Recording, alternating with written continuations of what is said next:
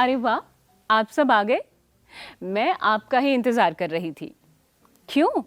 अरे सोमारू और कमली से जो आपको मिलवाना है।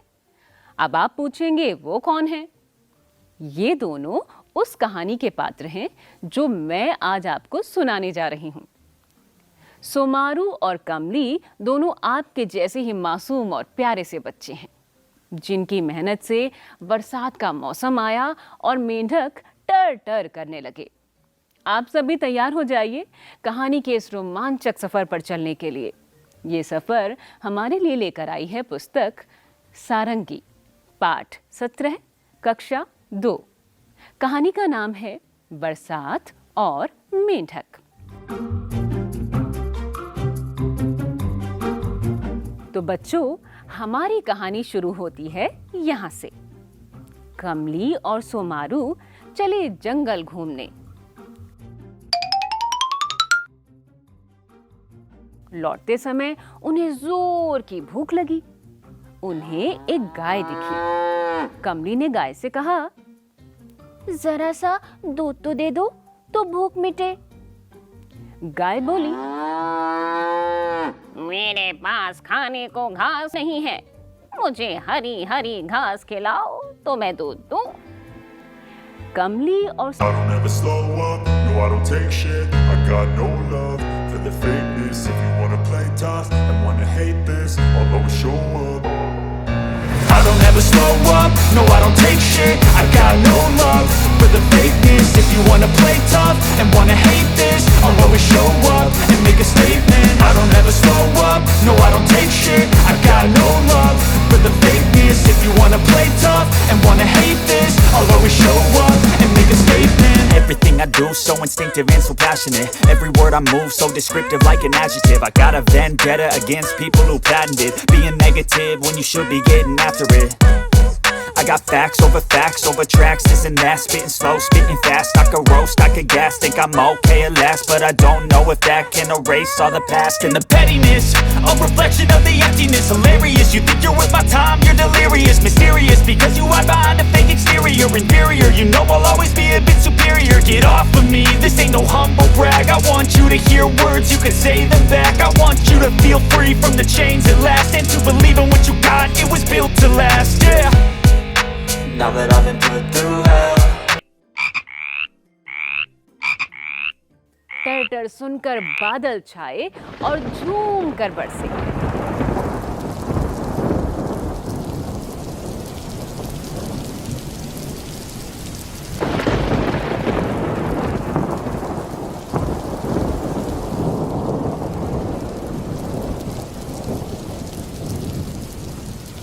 नदी में पानी बहने लगा।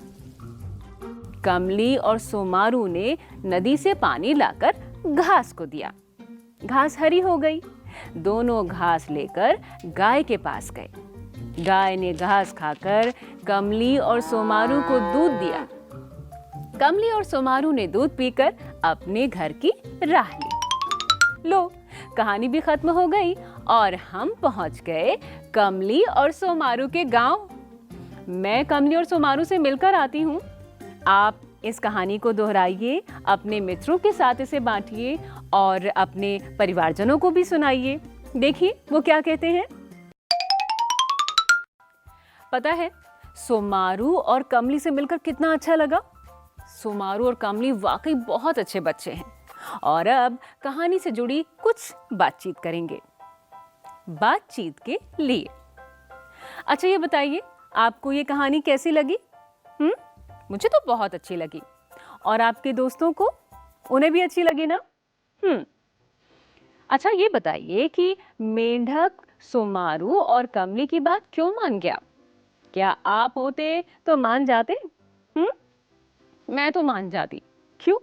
क्योंकि सोमारू और कमली ने मेंढक की बात मानी, तो मेंढक को उसकी भी बात माननी चाहिए, है ना? चलिए आगे बढ़ते हैं। कहानी से लिए इन वाक्यों को पढ़िए। क्या आपने कभी किसी मित्र के साथ ऐसा कुछ किया है जिससे उन्हें चोट लगी हो या बुरा लगा हो? जैसा कि मेंढकों के साथ हुआ। याद है? मेंढक बोले, हम बाहर निकलते हैं तो बच्चे हमें पत्थर मारते हैं। दोनों बोले, जो हुआ उसके लिए माफ करो, अब से तुम्हें कोई पत्थर नहीं मारेगा। याद आया? तो बच्चों, सभी जीवों में हमारी तरह ही जान होती है। उन्हें भी चोट लगने पर उतना ही दर्द होता है जितना हमें। इसलिए कभी भी किसी भी पक्षी या जानवर को सताना नहीं चाहिए। हमें सोमारू और कमली जैसा बनकर उनकी मदद करनी चाहिए। चलिए, ये तो हुई बात कहानी की, और अब खेलेंगे शब्दों का खेल। आइए इसे एक तालिका के माध्यम से समझते हैं। यहाँ एक तालिका है जिसके 4 भाग हैं। पहले भाग के सबसे ऊपर वाले खाने में लिखा है ढ वाले शब्द। दूसरे सबसे ऊपर वाले खाने में ड वाले शब्द लिखा है। तीसरे में र वाले शब्द लिखा है और चौथे में द वाले शब्द लिखा हुआ है। और इसके नीचे के सभी स्थान खाली हैं। आप ढ, ड, ड़ और द वाले शब्द बनाइए। फिर सभी शब्दों को जोर से पढ़िए। क्या ढ, ड़, ड़ और द की ध्वनियां बोलने सुनने में अलग लगती हैं? एक एक शब्द को आपकी सहायता के लिए बनाकर दिया गया है। देखिए, जैसे ढ वाला शब्द है मेंढक, है ना? ये उसी कहानी में से लिया गया है। और ड वाला शब्द है डमरू। ठीक है, ड़ वाला शब्द देखते हैं, क्या है? घड़ी। ड़ से घ ड़ ई घड़ी। और द वाला शब्द है बादाम। बादाम आप सबको अच्छे लगते हैं, है ना? याद रहेगा? बोलकर देखिए। ये सब सुनने में अलग लगते हैं ना? ढ, ड, ड़ और द।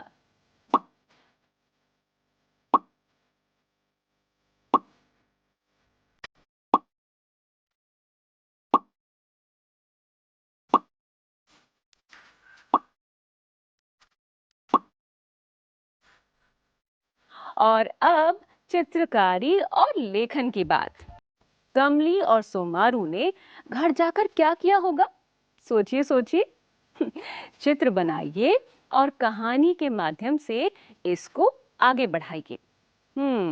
यहाँ आपके लिए एक खाली स्थान दिया गया है जिसमें आपको आगे की कहानी सोचते हुए चित्र बनाना है।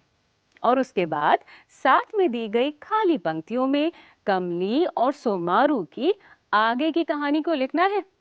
सोचिए, उन्होंने घर जाकर फिर क्या किया होगा?